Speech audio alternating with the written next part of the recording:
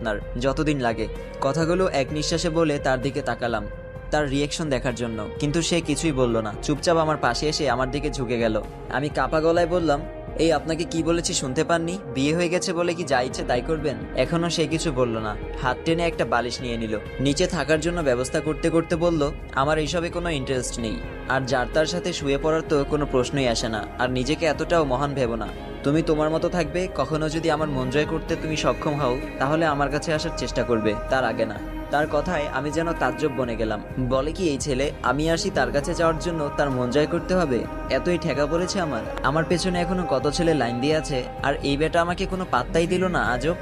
আমি ভ্রুকুচকে হৃদ ভাইয়ের দিকে তাকিয়ে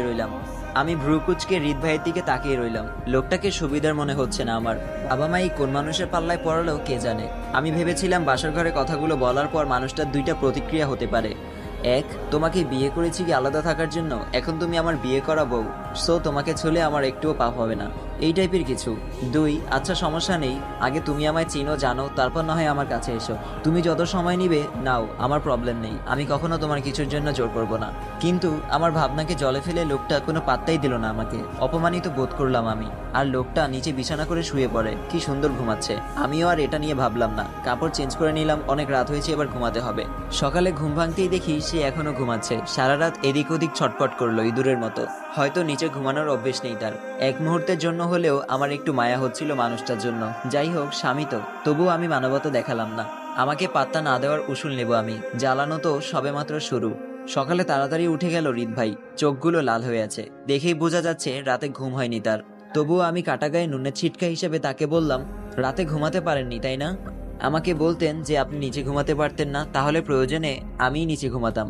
হৃদ ভাইয়া এক দৃষ্টিতে কিছুক্ষণ আমার দিকে তাকিয়ে রইল। বোঝাই যাচ্ছে আমার কথায় খুব বিরক্ত বোধ করলো সে। এরপর নীরবতা ভেঙে বলল, জুতা মেরে গুরুদান করতে ভালোই পারো দেখছি। এরপর লোকটা আর কিছু না বলে ওয়াশরুমে চলে গেল।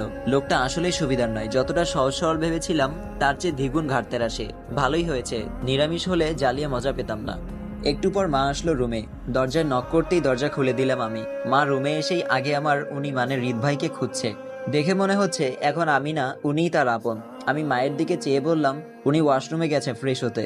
মা আমার হাত ধরে নিয়ে খাটের উপর বসালো, এরপর বলল, হৃদের সাথে কথা হয়েছে তোর? আমি কিছু বলতে গিয়েও থেমে গেলাম। এরপর বললাম, হয়েছে, তবে মানুষটা এত সুবিধার না, কেমন গম্ভীর প্রকৃতির, ভাব বেশি মনে হয়। মা বলল, ডাক্তাররা এমনই হয়, আস্তে আস্তে সব বুঝে যাবি। এখন সে বের হলে ওকে নিয়ে নাস্তা করতে আয়। দুপুরে খাওয়া শেষে আমাকে নিয়ে রওনা দিল আমার শ্বশুরবাড়ির উদ্দেশ্যে।